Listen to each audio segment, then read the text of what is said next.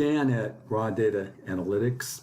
This video is a follow-up to what we did a month ago on the COVID impact on California agriculture. We received a lot of August and September data in during the past week, and we're going to look at its impact not only on crops, but on manufacturers, specific products, and a specific farm. So thank you for everyone who had the good comments on last month's video. 2 or 3 had good suggestions, which I try to work into this. So let's take a look at it. I want to draw your focus to is July, August, September. So for July of 2020, 14.6 million treated acres. Now that's all crops, all counties, all products. 14.6. If we look at July of 2019, 17.9. So that's a drop off of, I think, about 12 or 13%. Now, if we look at August, 10 million treated acres compared to August of this year with 7.1. Now, we're still going to be getting some August data in, but not enough to reach 10 million treated acres. I think it'll probably get up to 8.2, maybe 8.5. And then for September, we've already got 2 million treated acres. And that compares with September of last year at 5.1. So what is going on? What is going on by crop? What is going on by geography, by county? There are 58 counties in the state of California. And one of those counties is actually up for the year. But I want to change this to crop. This is the top 15. Now, if we click this view button, which we added to our Tableau platform earlier this year, we're going to see a nice comparison that compares 12 months of last year to year to date for this year. So we're only comparing really the first 9 months, and the 8th and 9th month are partial to a degree. But almonds is right where it should be, minus 16% at this time of year. So almonds are doing well. So are the other 5 crops here. Cotton is an aberration because the fourth quarter will have a lot of herbicide defoliant usage. So that will bump way, way up in October, November. The crops that are doing not well, strawberries, and really basically all of the citrus crops and all of the row crops, especially leafy vegetables, are doing poorly. And we'll look into that a little bit closer. Maybe we'll choose a leafy crop in a couple of minutes. But this shows it by crop. I can change that to county. And here's the county that's already doing better than last year, Butte County, mainly because of the rice production.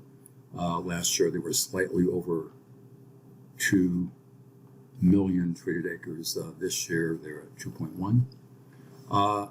So counties that are not doing well, I think it was Stanislaus and Imperial is lagging a bit.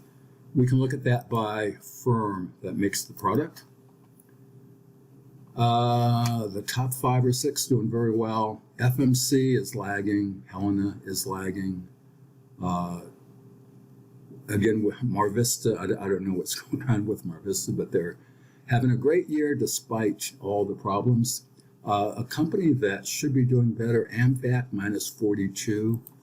I haven't really looked into this, what active ingredients it might be or what products there are, but they're lagging way behind. I mean, they should be much higher than that.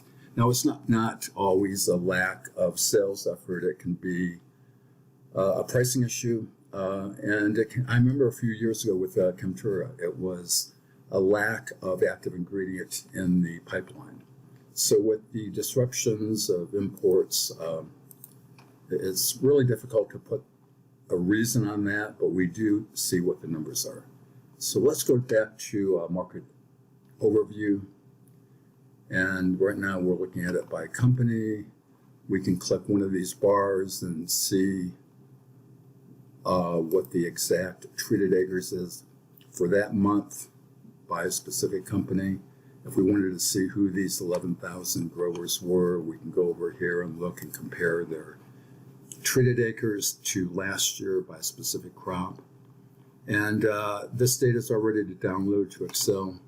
We've got the occupation of the person, whether they're a PCA, farm manager, vineyard manager, whatever. Phone number, fax number, email address, and then the second contact. Let's go back to market overview. And in fact, let's go all the way back to the landing page where we have our filters. These are all the filters that drive everything. These blue buttons bring up different tools, which I'm not going to go in today because I want to keep this brief and to the point. So let's look at a leafy vegetable. I'm going to unselect all and scroll down here to the K's because we're going to look at kale. Kale has been hit hard. And I hit the process button. You can see high bars all the way through 2019, but January, February went bad. It was March and April that it begins to hit, and then May, June, and July really, really devastated. I mean, probably a drop of 30-35% treated acres. These are the companies that make the products for kale. We can look at the specific products right here and see that Radiant SC is at the top and took a hit. I'm sure we can click every one of these bars and see a big drop off for the summer months of 2020. And our preview for August, September, same thing, a big drop. So this is kale. There were only 203 growers of kale, but a lot of treated acres. That's a lot of product usage. So again, it could be related to the food supply disruption. A contributing factor might be active ingredients in the pipeline, but also the impact on farm workers who make on average, I read last week, $18,000 on average. But, I want to show you a great article in a great digital publication. GV Wire is out of Fresno. They have a lot of topics. Occasionally, they have a very, very good article where they talk to growers and ag biologists and so on. And I wanted to roll down this one grower. It's Bulls Farming in Los Banos. They have a lot of different crops, but he is talking. This is Cannon Michael, CEO of Bulls Farms.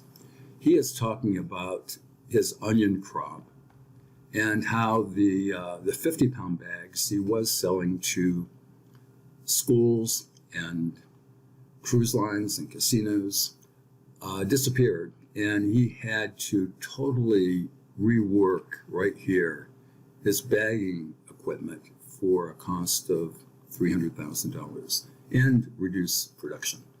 So take a look at that sometime. And one other thing I wanted to show you that will greatly shed some light on the impact of this. If I go back to the landing page and click here to reset the filters, that'll take kale back to all crops.